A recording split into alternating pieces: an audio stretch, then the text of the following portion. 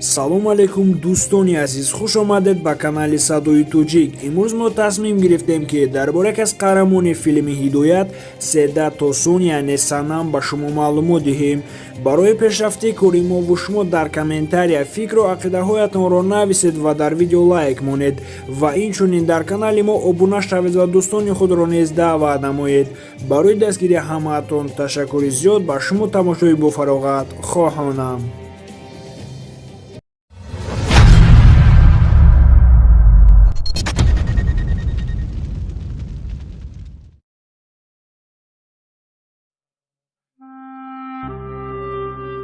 Седа Тосун ҳунарманди машҳуре ки мо ӯро бисёртар бо тахаллуси Санам ки дар филми ҳидоят нақшофарӣ кардааст мешиносем.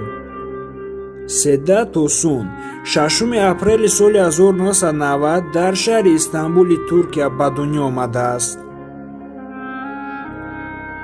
ҳаёти кӯдакиашро бошад дар шаҳри Истанбул гузаронидааст ва инчунин мактаби миёна ва литсеи онҷоро низ хатм кардааст.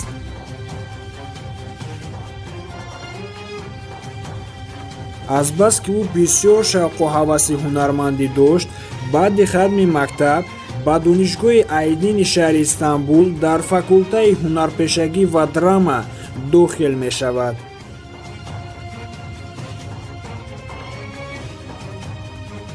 Седа Тосун аввалин маротиба соли 2008 вақте ки дар курси аввал буд, дар барномаи Зебусанами Туркия иштирок менамояду ва соҳиби ҷойи аввал мешавад. баъди гузашти солҳо Седа Тосун донишгоҳро бо муваффақият хатм мекунаду ба нақшофарии филмҳо ва силсилафилмҳо шурӯъ мекунад. Седа Тосун моҳи сентябри соли 2018 бо дӯстдоштаи худ Эймен Адал оила барпо мекунад, яъне хонадор мешаванд. Седа Тосун аз Эймен Адал 1 сол калонтар мебошад. Седа Тосун соли 2013 дар силсилафилми Балайы бо тахаллуси Гул нақшофарӣ кардааст.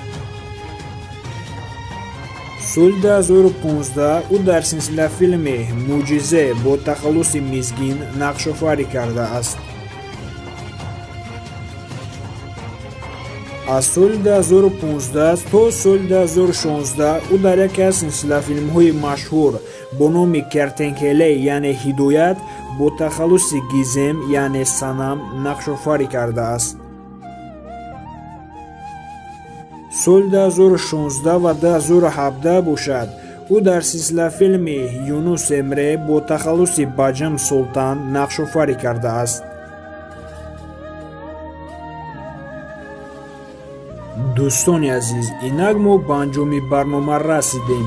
барои пешрафти кори мову шумо дар комментария фикру ақидаҳоятонро нависед ва дар видео лайк монед ва инчунин дар канали мо обуна шавед ва дӯстони худро низ даъват намоед. барои дастгирии ҳамаатон ташаккури зиёд.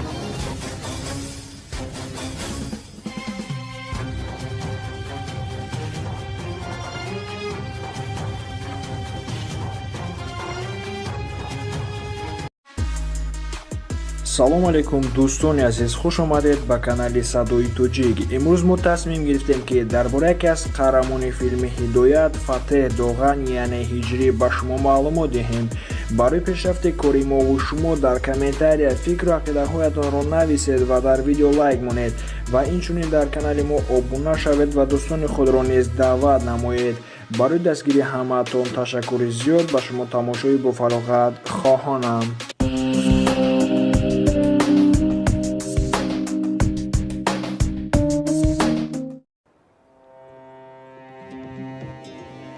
Фатеҳ Доған 25 декабри соли 1989 дар шаҳри Истанбули Туркия чашм ба олами ҳастӣ кушодааст ва ҳаёти кӯдакиашро дар он ҷо гузаронидааст ва инчунин мактаби миёнаи он ҷоро низ хатм кардааст. Фатеҳ Доған баъди хатми мактаб ба донишгоҳи бо номи Кония Салчуқ ба факултаи синамо ва радиои телевизионӣ дохил мешавад ва дар баробари таҳсил карданаш инчунин таълими махсуси актёрӣ низ мегирад. Баъди гузашти солҳо ӯ донишгоҳро бо муваффақият хатм мекунад ва баъди хатми донишгоҳ аввалин бор муддати 4 сол дар яке аз корхонаҳои Ясин услуг гуфтани шахс ҳамчун ассистент кору фаъолият мекунад.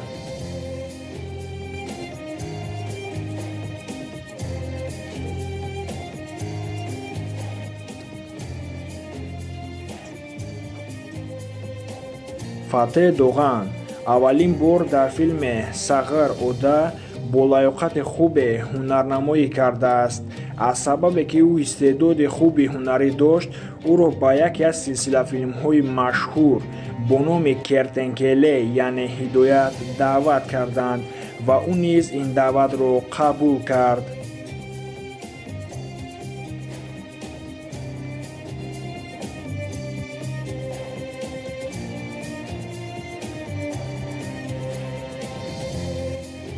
баъди нақшофарӣ кардан дар ин филм ӯ бисёр дар байни мардум машҳур шуд ва ба ӯ бисёр пешниҳодҳои силсилафилмҳо шуд. Фатеҳ Доған то ҳол оиладор нашудааст ва аз ҳаёти оиладориаш дар ягон ҷо ягон хабаре нест.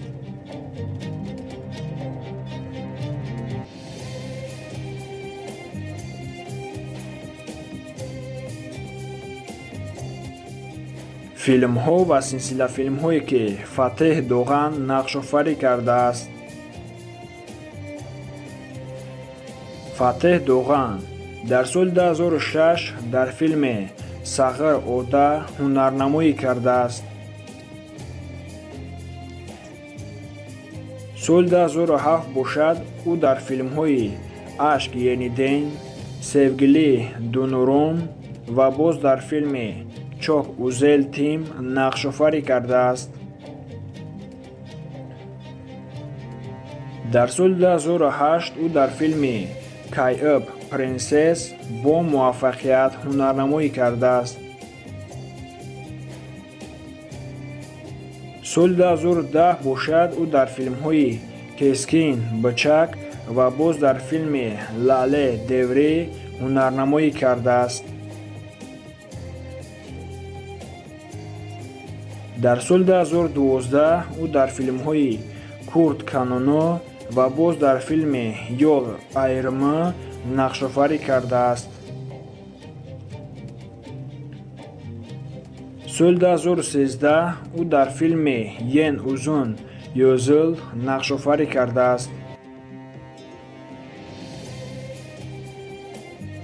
дар соли 2014 бошад ӯ дар яке аз силсилафилмҳои машҳур бо номи Кертенкеле дар мавсими якум ва дуюмаш бо тахаллуси ҳиҷабӣ ва боз дар филми Челген дар саҳнаи университетӣ бо тахаллуси Абидин нақшофарӣ кардааст. соли 2015 бошад ӯ дар филми Кертенкеле дар мавсими сеюм ва чорумаш бо тахаллуси ҳиҷабӣ ва акинҷӣ нақшофарӣ кардааст. дар соли 2017 ӯ дар яке аз силсилафилмҳои машҳур бо номи Бахтиёр Олмаз нақшофарӣ кардааст. дӯстони азиз, барои диққататон ташаккури зиёд. Инак мо ба анҷоми барнома расидем. барои пешрафти кори мову шумо дар комментария фикру ақидаҳоятонро нависед ва дар видео лайк монед ва инчунин дар канали мо обуна шавед ва дӯстони худро низ даъват намоед. барои дастгирии ҳамаатон ташаккури зиёд.